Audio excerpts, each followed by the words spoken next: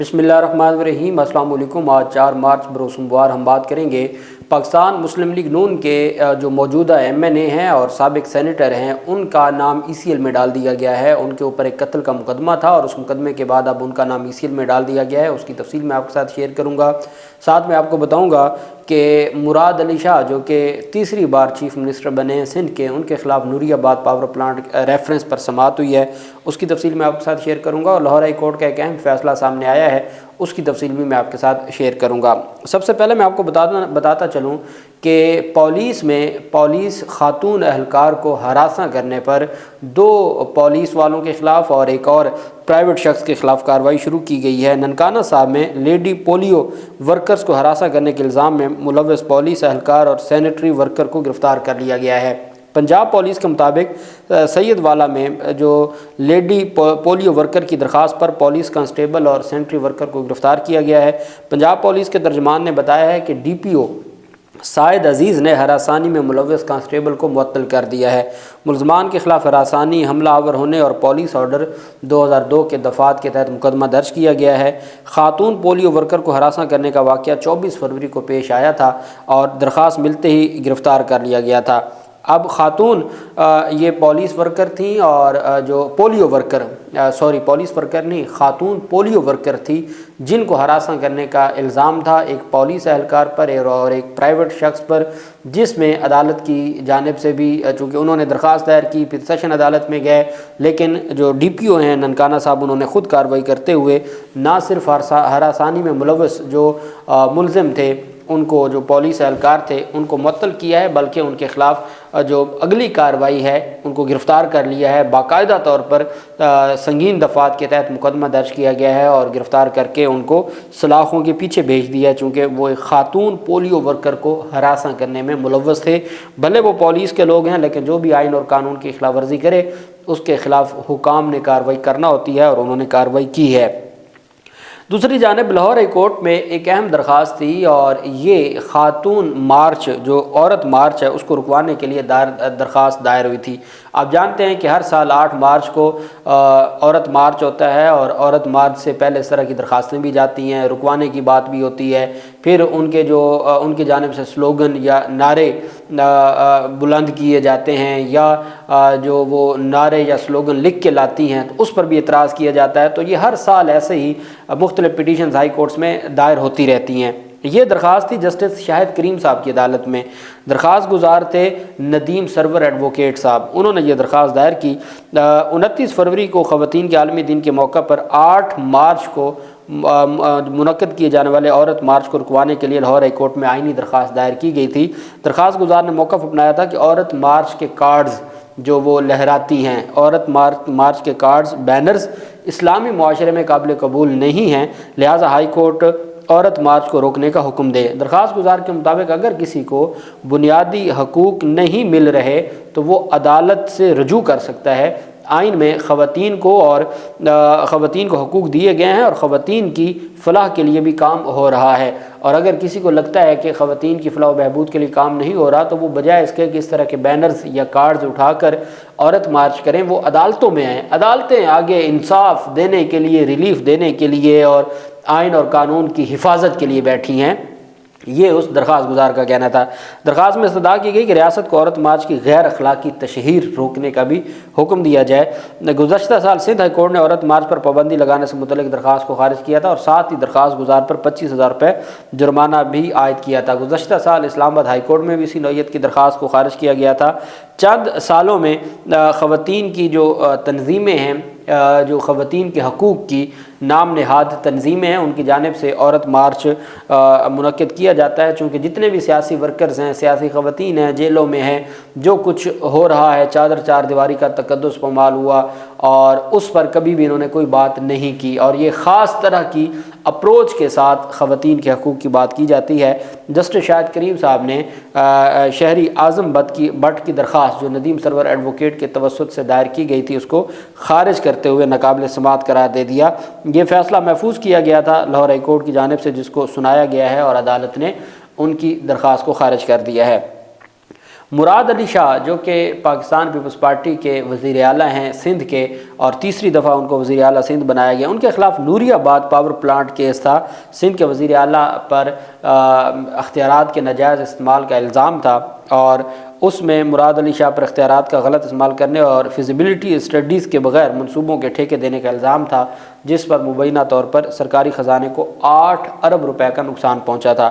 یہ ریفرنس جعلی accounts case کا حصہ ہے، وہ بدنام زمانہ جعلی اکاؤنٹس کیسز جس میں آصف زرداری اور پاکستان پیپلز پارٹی کے بڑے رہنماؤں کے نام تھے، تو یہ ریفرنس بھی اسی سے جڑا ہوا ہے۔ یہ بھی جعلی بینک اکاؤنٹس کیس کا حصہ ہے، جس میں وزیر اعلیٰ سندھ پر اثر و رسوخ استعمال کرنے اور قواعد کی خلاف ورزی کرتے ہوئے نوری آباد پاور پلانٹ کے لیے فنڈز جاری کرنے کا الزام لگایا گیا تھا۔ نوری آباد پاور پلانٹ کا منصوبہ 2014 میں پبلک پرائیویٹ پارٹنرشپ کے تحت 13 ارب روپے کی لاگت سے شروع کیا گیا تھا، جس میں سندھ حکومت کے 49% شیئرز ہیں اور ایک پرائیویٹ کمپنی کے پاس بقیہ 51% شیئرز ہیں۔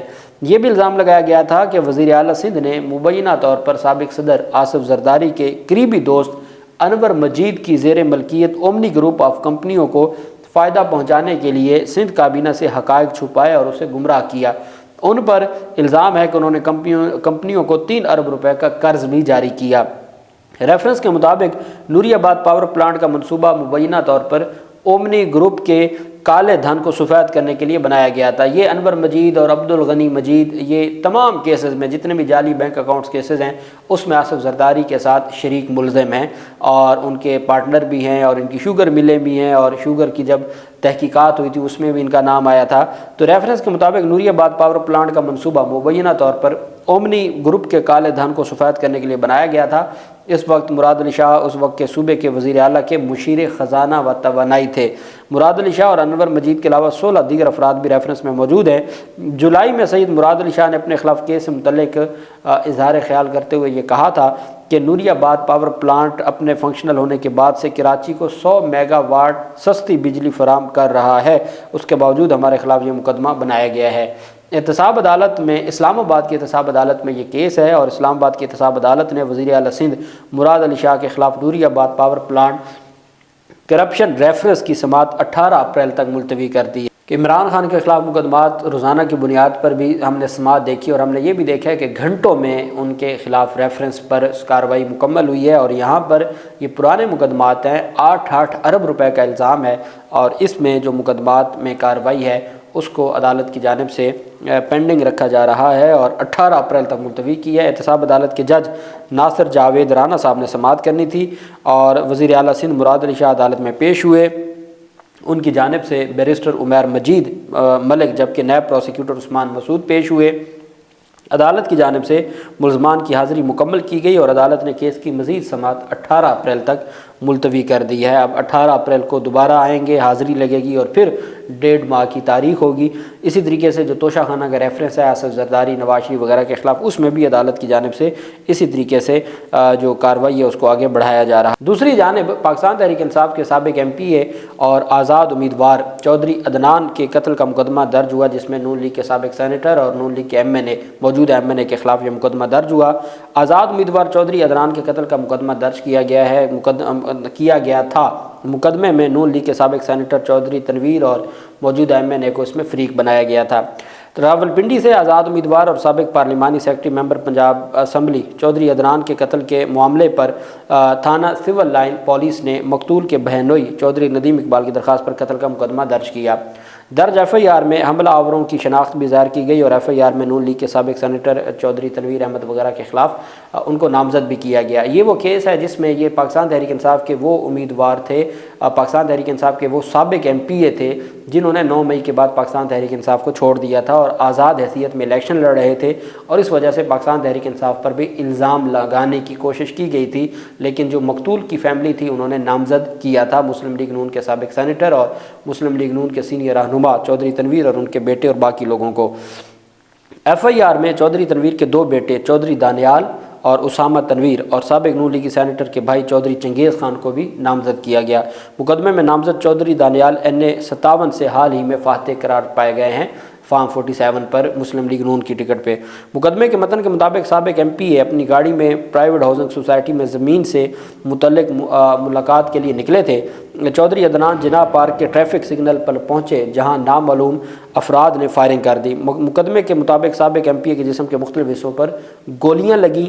चौधरी अदनान को ज़ख्मी हालत में बेनज़ीर भुट्टो अस्पताल मुंतकिल किया गया, लेकिन वो जानबर ना हो सके। चौधरी अदनान के सियासी मामलात में सेनेटर चौधरी तनवीर चौधरी, चौधरी चंगेज़ खान, दानियाल चौधरी, उसामा तनवीर से रंजिश थी। चौधरी अदनान के मज़कूरा मुलज़मान से सरकारी ज़मीन वागुज़ार कराने से मुतल्लिक़ भी मामलात थे, जबकि चौधरी अदनान ने मुलज़मान से जान के शदीद ख़तरे का इजहार भी किया था। अपनी डेथ से पहले उन्होंने इजहार किया था। चौधरी अदनान ने कहा था कि अगर मुझे कुछ हुआ तो ये लोग ज़िम्मेदार होंगे। आज की खबर है, इन पर मुकदमा तो पहले दर्ज हो चुका था। आज की खबर है और सीनियर सहाफ़ी हैं आमिर सईद अब्बासी, उन्होंने ये खबर ब्रेक की है कि पीटीआई के साबिक एमपीए चौधरी अदनान कत्ल केस में ये अहम पेशरफ सामने आई है। गिरफ्तार 2 टारगेट किलर्स के बयानात की रोशनी में मुस्लिम लीग नून के साबिक सेनेटर चौधरी तनवीर और एमएनए दानियाल चौधरी के नाम नो फ्लाई लिस्ट में शामिल कर दिए हैं और उनकी बैरून मुल्क सफ़र पर पाबंदी आयद कर दी है। इस कत्ल के मुकदमा में ये एक अहम पेशरफ सामने आई है और अब देखना ये है कि अथॉरिटीज़ मज़ीद इस केस को आगे कैसे लेके चलती हैं और किस तरीके से कार्रवाई होती है। जो भी तफसीलात होंगी आपके साथ शेयर करते रहेंगे। अल्लाह पाक पाकिस्तान का हामी नासिर हो। बहुत शुक्रिया। अल्लाह हाफिज़। पाकिस्तान जिंदाबाद।